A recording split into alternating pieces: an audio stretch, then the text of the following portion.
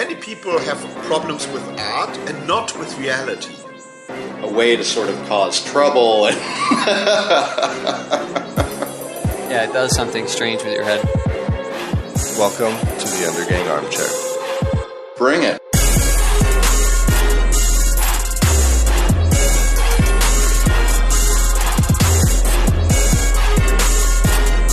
Yeah, all right. Hello, friends. Welcome to the Undergang Armchair. I am your host, Ando, sitting in the armchair once again for episode 37, which is, not a significant number, but a nice one. We're happy at the rate things are moving at.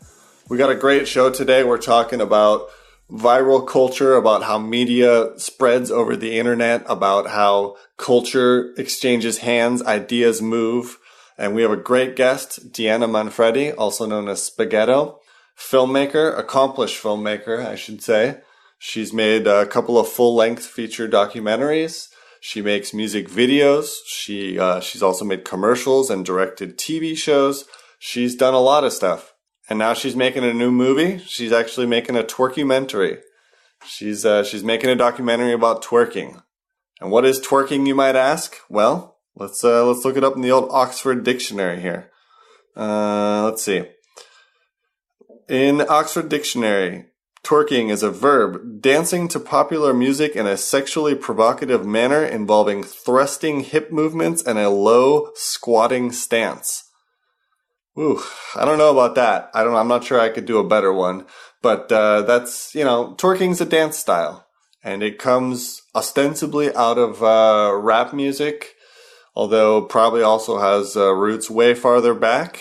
It comes from moving your body, and also comes from a place which can be seen as very much objectification of women and, video hoes, to put it in a crass manner, but really has busted out of any boundaries it had. It's become an international, worldwide phenomenon, and now you've got Miley Cyrus twerking, you've got grandmothers on YouTube twerking, you have aerobics classes in twerking. There's a lot. It's just busted out of wherever it came from, and that means now that it's open.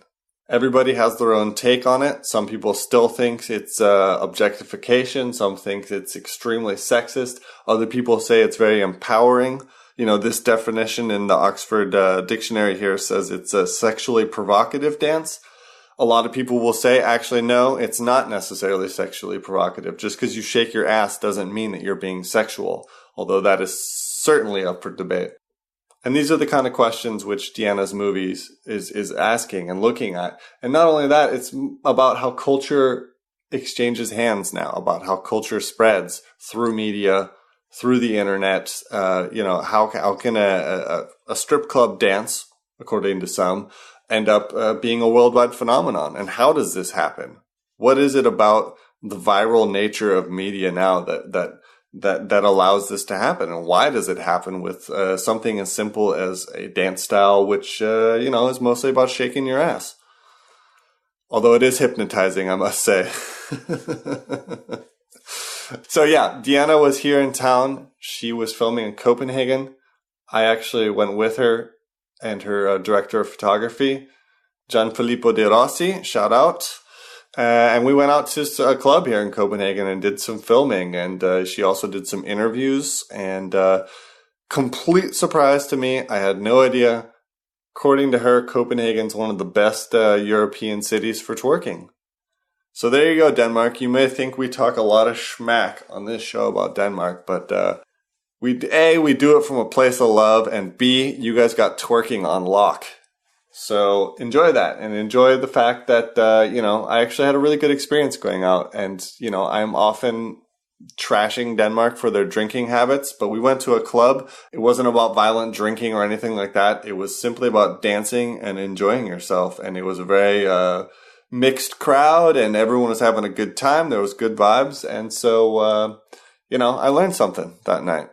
But this show is about Diana. It's about her movies. It's about where she comes from. And it's about the fundraiser she's doing in order to help pay for this film.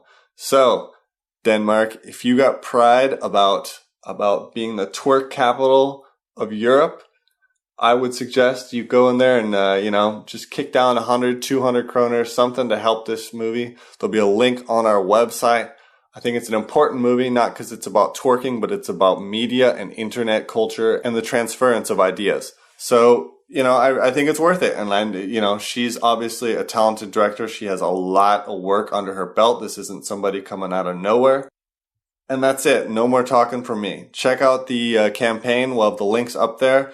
And enjoy the talk with Spaghetto / Diana Manfredi.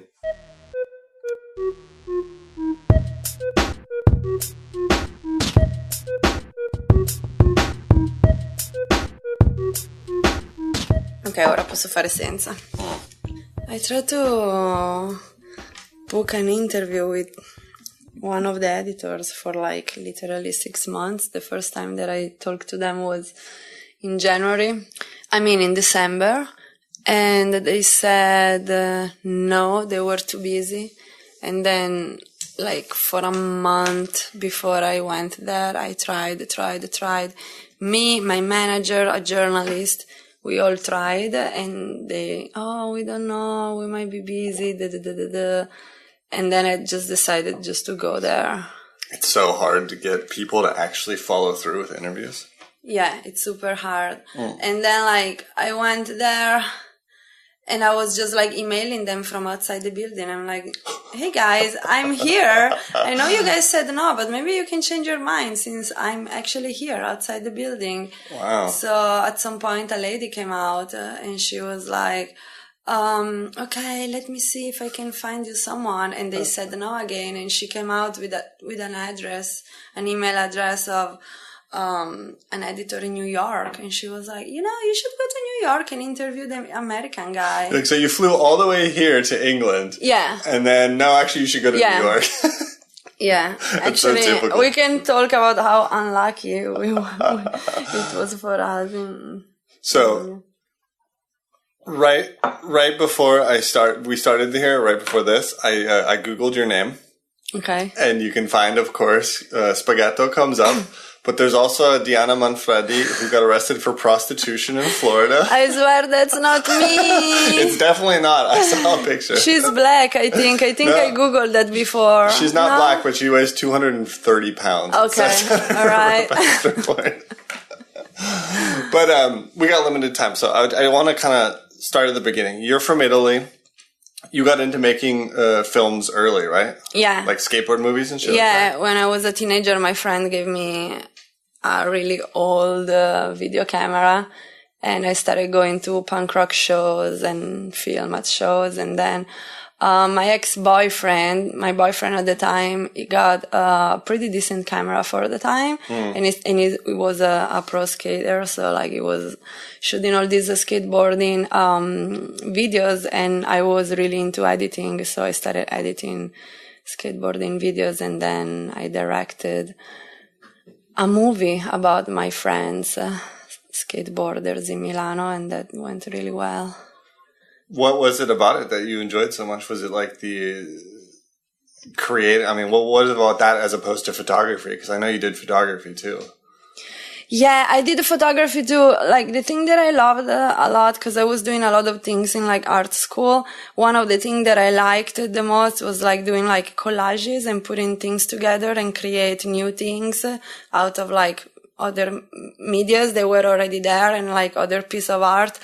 And so when I started editing, I thought it was amazing because it was I don't know, Photoshop and mixed medias all together. Right, makes sense. Yeah, because you really with editing you can completely change not only the images but the meaning of stuff, Right. One of the things that when you start if you go to school and they start teaching you about video editing, one of the things that they do, they give the same clip to the whole class, and you can re-edit the clip. And the video is gonna be so different for each person is gonna have their own vision. Right. And you can also manipulate. It's can be really good. That's and can be television right or can be really bad. Yeah. You can put in mouth of people something that they didn't want to say, or they weren't. Right, that's trying what the to Daily say, Show does. That's what reality TV does. Yeah. It's crazy how much control you do have when you do that kind of montaging of whatever. Yeah. It's so wild. yeah, the montage was the thing that got me really. And then, so I started doing video art. Like And video then- art, like installations? Yeah, art like shows, that sort of stuff? installations, yeah.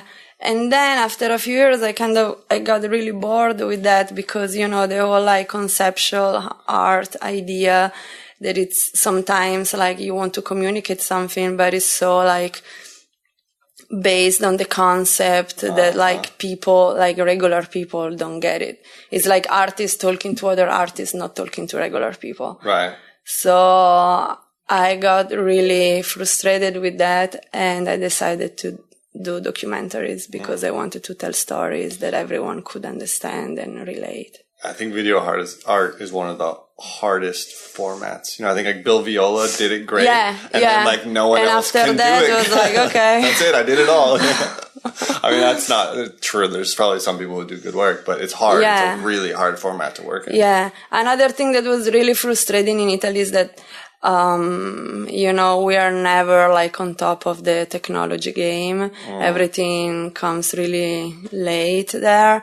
So like, you know, video art is really cool when you can do really cool installations with like top technology and you need some money behind. Right. And like that wasn't the case at my art You just school have an old at VCR all. and like Exactly.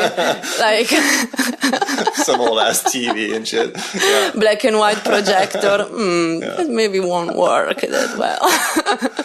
Is that when you decided to go to South Africa and make the documentary there?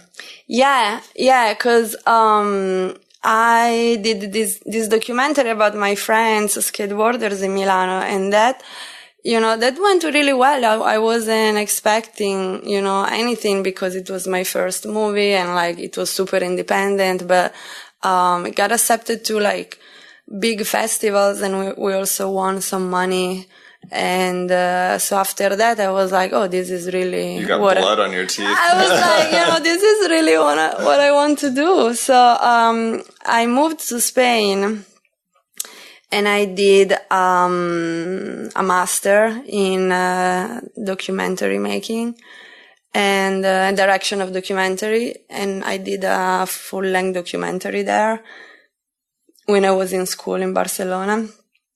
And then after that, I was talking to my best friend who was living in London at the time, and she was studying South African history, and she moved to South Africa. And we were talking about doing a project together. And and we decided, she found this family in South Africa that had a really interesting story. So I flew there with another friend that did the camera. He was the DP. And we were there for a month and a half. Is that what you learned, how hard it can be? Yeah. Okay. So. Because the first movie you won money and everything went great and you weren't expecting anything. Yeah. And all of a sudden you're actually like working as a director. Yeah. And also, you know, like the first movie was about my friends and like I really belonged to the whole scene.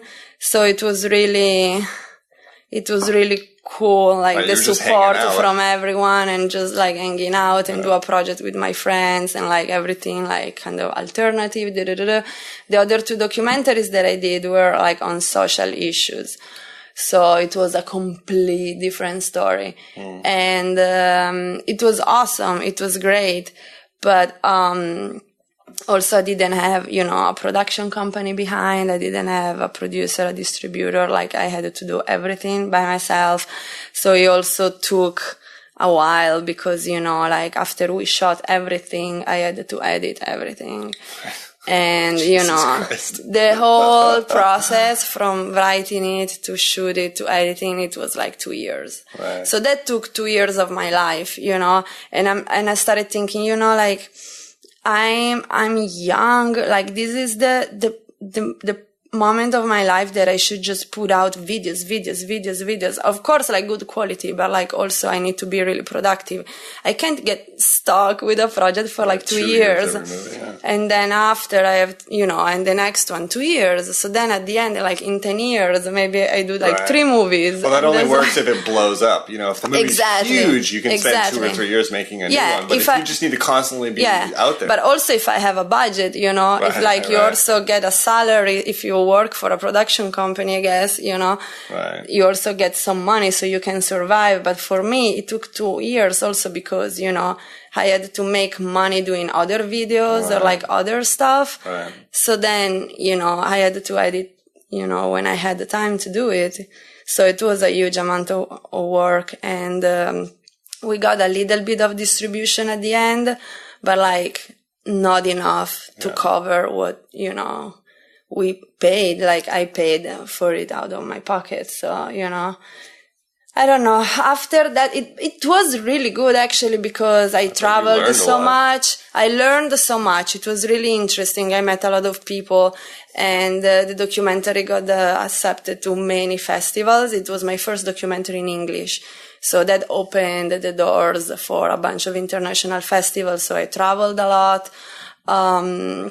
Like I was in a lot of festivals in the US as well. So that was great. But after that, I was like, I don't know if I want to do another documentary. I finished that experience really tired. Yeah. I was broke and tired. And I was like, you know what? I want to do music videos now because. Right. So you weren't done with video. You were just done with movies for a while. Yeah. I was like, I want to do projects that are like easier and shorter, and I can do 2 videos a month instead of, 1 video every 2 years. Right. What was the movie called? The South African one? District 6, Time to Return Home. It was about this area in Cape Town that was completely demolished during apartheid, and all the people that were living there got kicked out and moved to the townships because it was a super, multicultural area inside the city. So they wanted to destroy all the houses and divide people. That was the idea of apartheid, was, divided all the different ethnicities, and also they wanted to build like nice houses for white people. Right. But they ended up not having enough money to do that, so they kicked out everyone. They bulldozed the whole thing, but they didn't have the money to rebuild the houses. So real smart. It's still empty. Like if you go to Cape Town, it's still maybe. When I finished shooting the documentary, they were starting rebuilding some houses, and they wanted to, they passed this Land Restitution Act that basically if you could prove that you lived there, you could get like either like compensation, like some money, or they would like rebuild your house. Right. But it's so slow there. It's gonna take 20 years. I don't know. Is there somewhere some people can see the movie? Is it on Netflix or anything like that? No, that's a good idea, actually. I should try to put it on Netflix now. Yeah, I mean, just so some people who maybe find out about you now have something else to look at. Yeah, definitely. But what happened, like, so you made that movie, you were crushed, your soul was crushed by making that movie, and then you started making music videos. Did you move to the States then? Is that what happened next? Yeah, I moved to the States, and that's where I met you. We met in San Francisco. Yeah, we met in San Francisco. And, when I left Italy, I also, I was working for a photo video studio at the time. I was assisting this photographer in Milano, and I was kind of in charge of the video part of it. I was shooting the videos and editing the videos. So I was using the equipment of the studio a lot. I never had the money to, buy my own equipment. So when I was working with production companies, or with the studio, I was always using their equipment. Oh, I know that one. Yeah. And then, the whole thing with these 5D cameras, the Canon thing changed everything. Right. So I think that was also something that didn't, I really never felt like showing my old documentaries and stuff because the quality is so different. Right.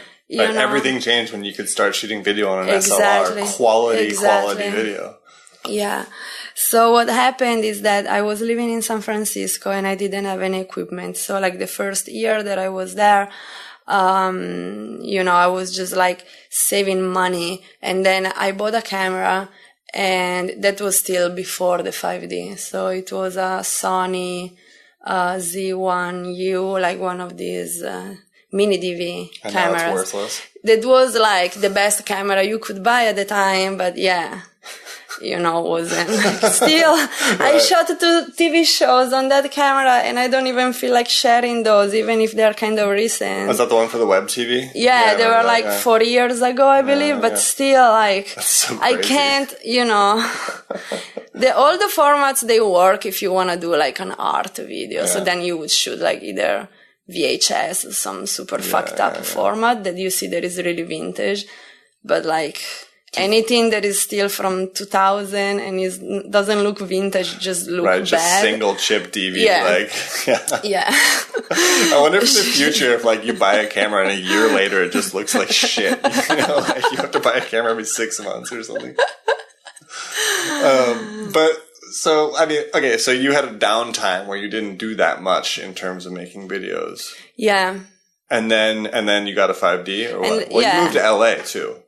Well, basically, like when I was in San Francisco, at some point I bought this camera. So then I started like working as a filmmaker again. But when you move to another country, you have to start everything from zero, because when I moved out of Italy, like people knew me because I had like this brand called Spaghetto Child, and we were doing all these skate videos and organizing art shows, and like at some point like MTV called us and they asked us to do like a reality show about us. Like we shot this pilot that was shot at our house, and like we had all these artists and musicians to come, and like it was really cool. Like we also I did 2 commercials for like MTV. So like we were working like, and people like knew me after I did the documentary. Right. So I was working well, honestly, as a filmmaker there. Right. And then you move and you're nothing. And then I move and like nobody knows me. And they're like, who's this girl? Like, Right. So I had to start from zero again, and I got this job at this music production company in San Francisco called To Be One. So I was working for them as a filmmaker, and I was editing a bunch of videos, and we actually did some documentaries there about artists and stuff, and a lot of live shows.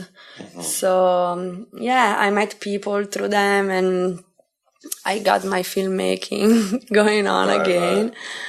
And then they closed. That's right, they bid it hard. I remember that.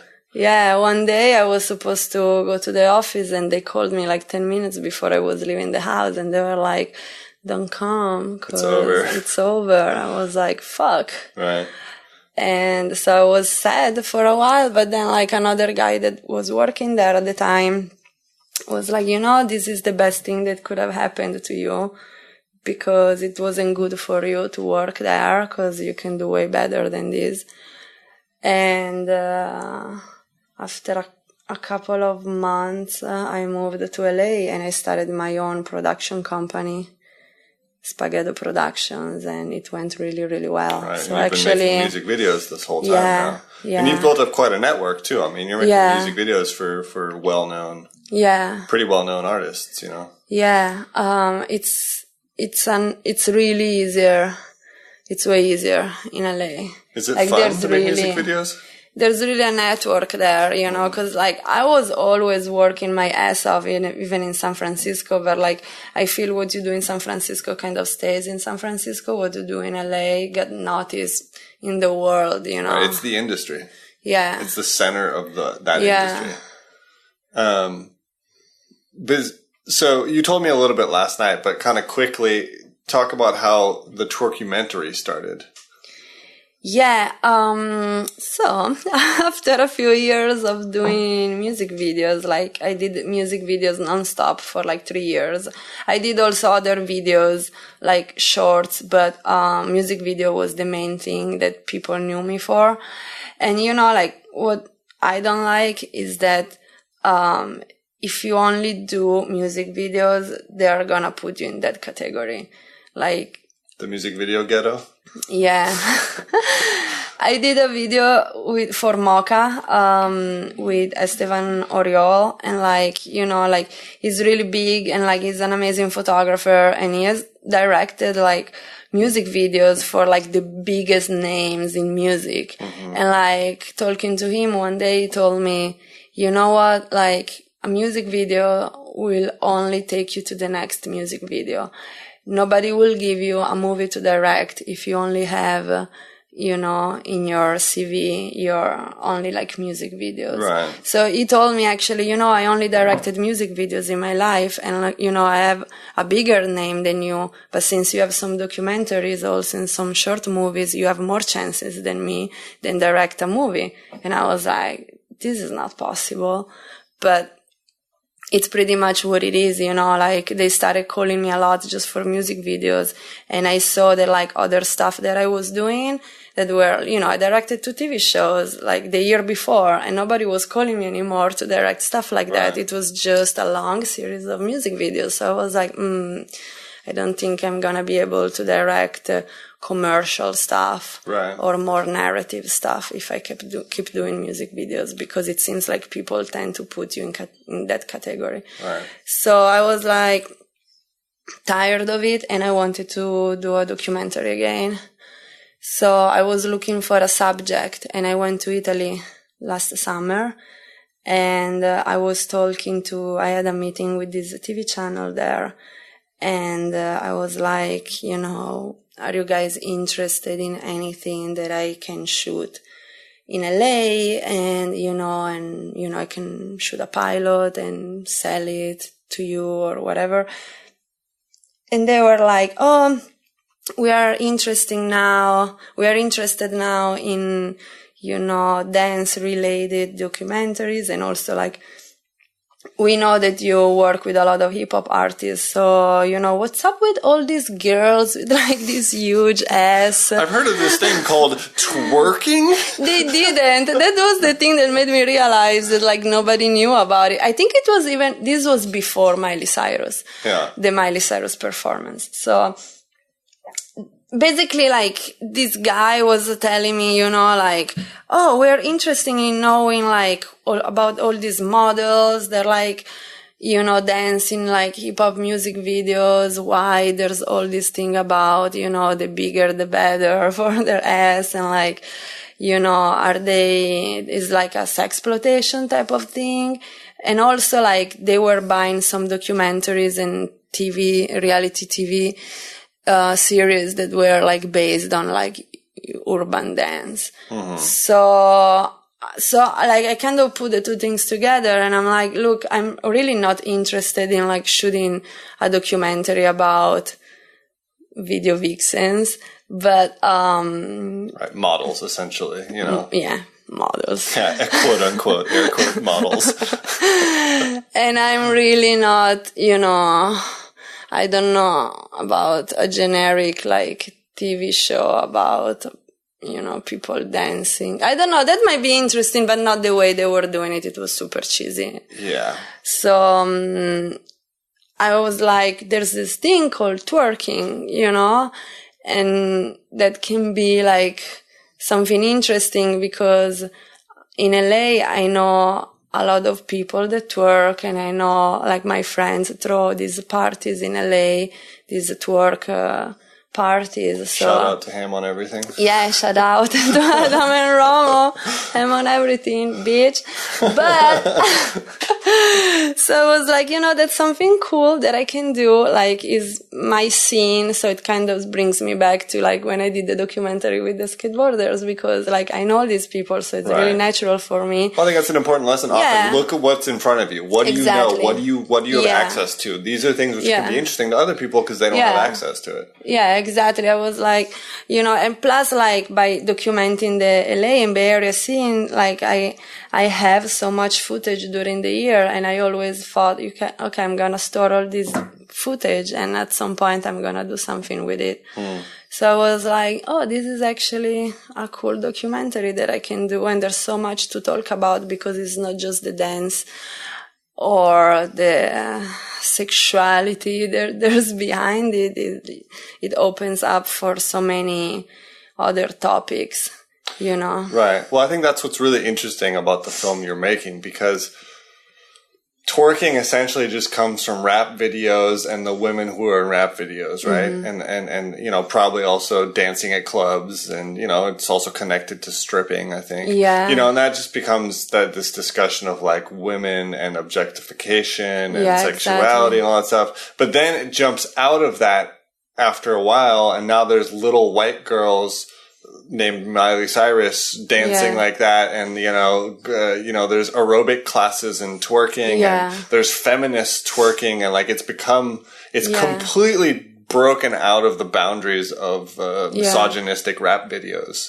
Yeah. You know, and now it's just in all directions. It's still in misogynistic rap videos, but it's also elsewhere. What I like a lot about the subject is that like really depends how you do it, and it can be completely different, you know, because like it comes from basically two things. From what I've seen in my research and traveling and interviewing people, there's the whole like hip hop culture that, you know, is linked somehow to like strip clubs and all of these and like music videos. And honestly, I don't think that like twerking in those type of music videos, it's empowering for women. Okay, they make their money, but I don't know, I think they also might just do it for free for the exposure. Right. And, you know, it's that type of exposure. They're not shown as well-rounded individuals with many talents. Yeah, exactly.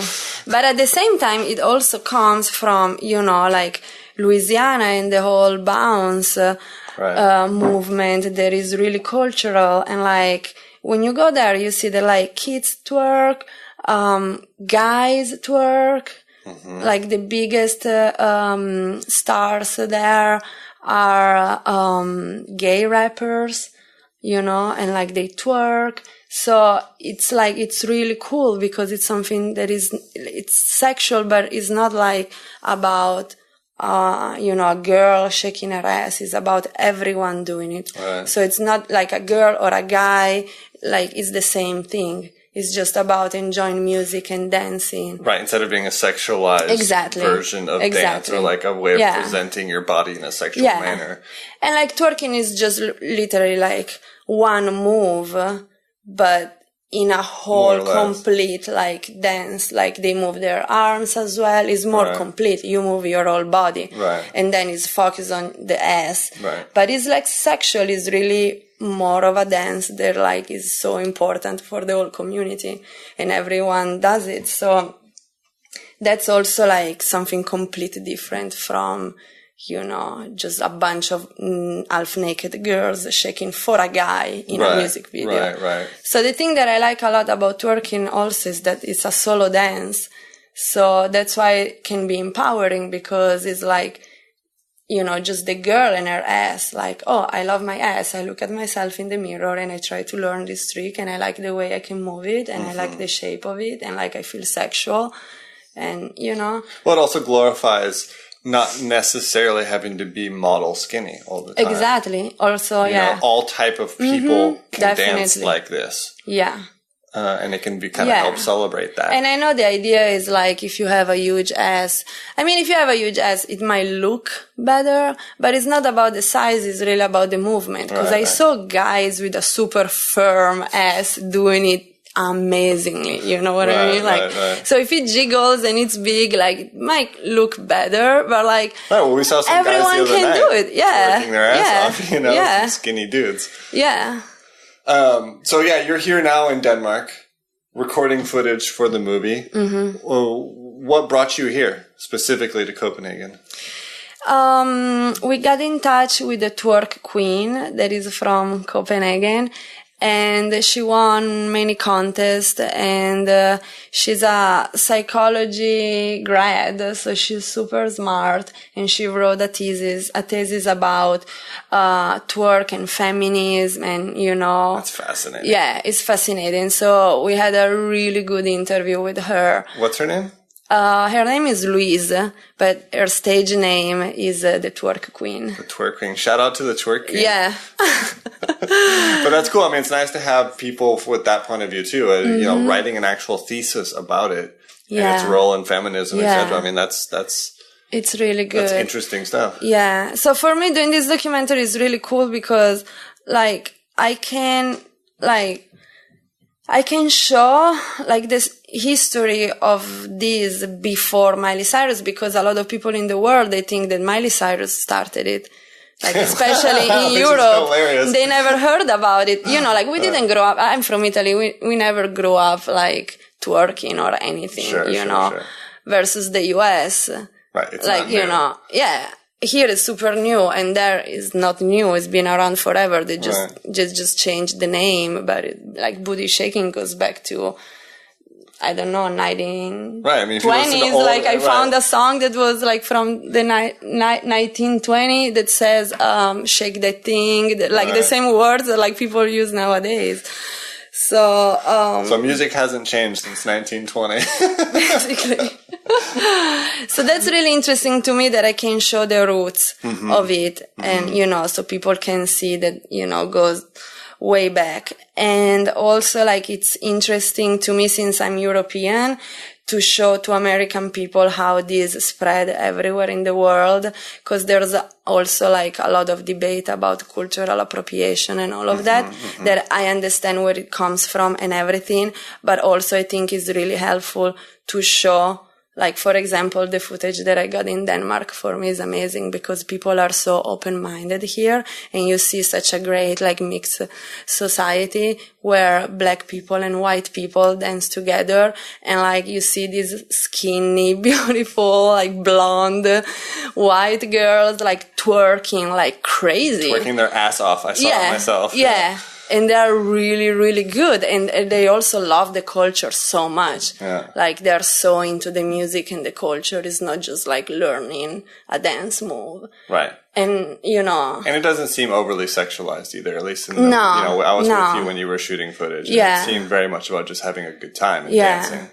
You know, people weren't, I noticed at that club, people weren't even drinking that much. No, drinking is often a really big deal. People were just dancing. They were there to fucking dance their ass off, and that's what that was about. Yeah. Which was, you know, I found that interesting.